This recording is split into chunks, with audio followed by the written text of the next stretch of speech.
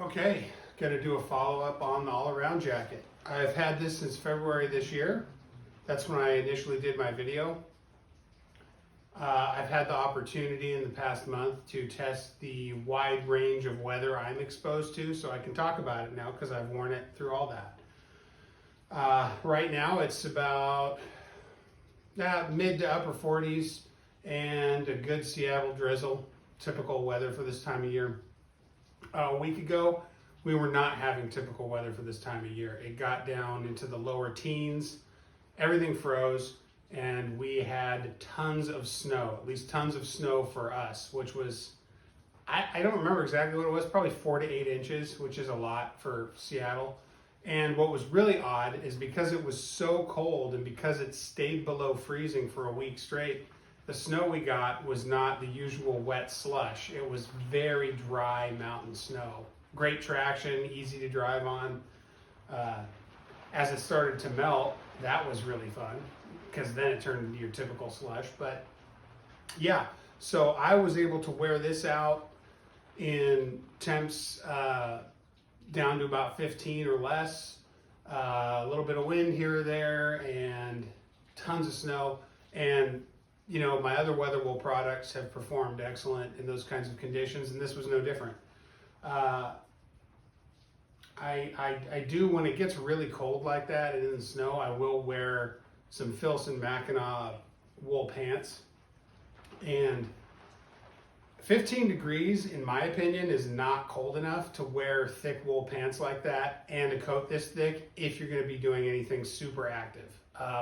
Just too much, right? So when I was out in that condition with those pants on, I was generally wearing my Weatherwool hoodie, which is much more suitable to be worn in those conditions with those kinds of pants. Because I mean, if I'm not used to wearing thick pants to keep my legs warm, it's pretty rare for me to do that. Like, I'm pretty much always wearing jeans, like almost no matter what.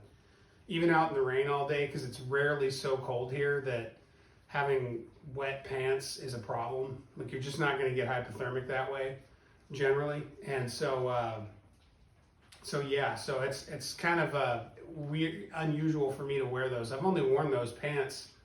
I've had them for like 4 or 5 years, and I've only worn them maybe 2 weeks because it just rarely gets that cold.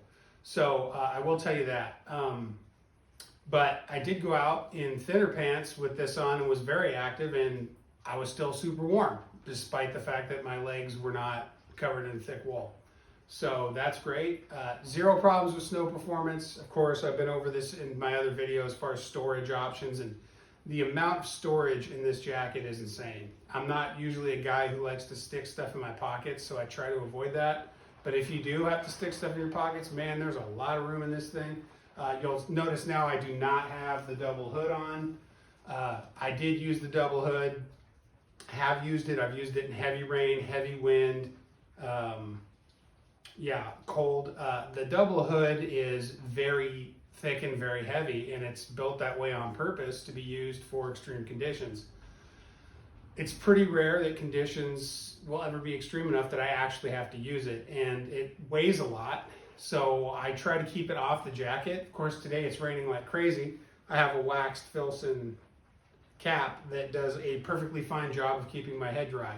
And if it gets windy out, I have this nice substantial collar I can button up to keep my neck warm. So between this and the collar, I'm usually good.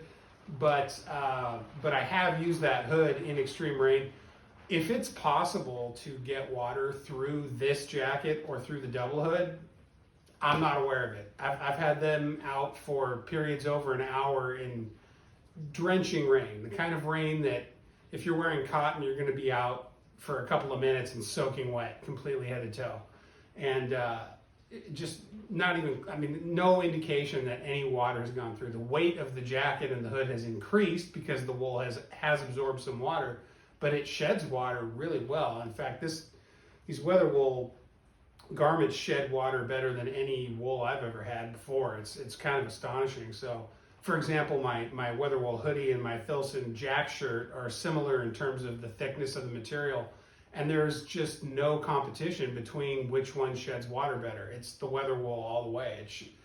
In fact, I was outside with my kid for an hour at the park in a downpour earlier today. It was only 50 degrees, so it wasn't that cold, but I didn't get wet at all underneath a mid-weight hoodie. And if I was wearing the Jack shirt, you know, my shoulders and arms would have been soaking wet. My body would have been okay, and I wouldn't have been cold because it's still wool and it still insulates when it's wet. But you know, so that's just something to consider. And yeah, I think that's about it. All I can say is, yeah, lower temps, perfect. Wetness, no problem. Wind, no problem. In comparison to the double Mackinac, which I also did a video on and have talked about a lot, which is a great jacket itself. This one's just better in every way. I don't know what else to say. I think it's a better looking jacket. I think it's a better fitting jacket. It has more technical features. It's warmer when it needs to be warm. It's cooler when it needs to be cool. It just performs better in every condition, and I've had them both in similar conditions.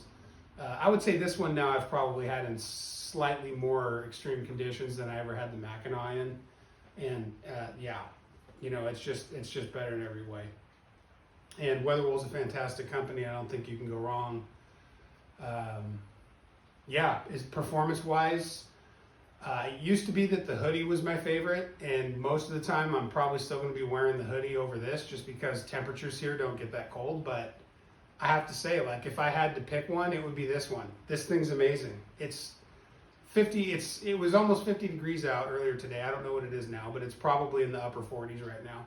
And you know, so it's not that cold. And this is a heavy wool jacket, and I don't have any problems. I'm not uncomfortable at all. Now, if I was, you know, running up a hill for half a mile, yeah, I'd probably start sweating like crazy. But, you know, just as far as walking at a brisk pace for a mile, just did that. I literally just walked a mile, like long strides, good clip, probably walking 3.5 to 4 miles an hour. And I am perfectly comfortable, no sweat, nothing. And that's something else. I mean, I've just never had anything that's so versatile. And I get a lot of compliments on how good it looks too. I think people really dig the pattern. But yeah, so any questions, put them down in the comments. I'll try to get to them. I'm sorry, I can't recommend what size you should wear. That's what the Weatherwool website is for. Please go on the Weatherwool website, look at their sizing guide. You know, call Ralph, talk to him. I'm not here to recommend what size you should get. I don't know everything about how this is going to perform in your specific circumstance. I can't answer questions about that. All I can tell you is how it's performed for me. So if you have any questions about how it's performed for me, I'm happy to answer them, but I'm not going to try and hand out specific advice to people. I'm not an expert in mountaineering. I'm not an expert in anything really, so I can't dispense that kind of advice. All I can do is tell you how it fits me, how it performs for me, and you know, hope that is enough information for you to decide for yourself whether or not you want to get one. Yeah, and oh yes, and I've also used it sledding, and just like my anorak, no problems. Rubbing on ice, rubbing on whatever, just no problems. This fabric is super tough, super breathable, insulating, weather resistant. It's fantastic, and I don't think you'll be disappointed if you get one. Anyway, that's all I've got to say about it.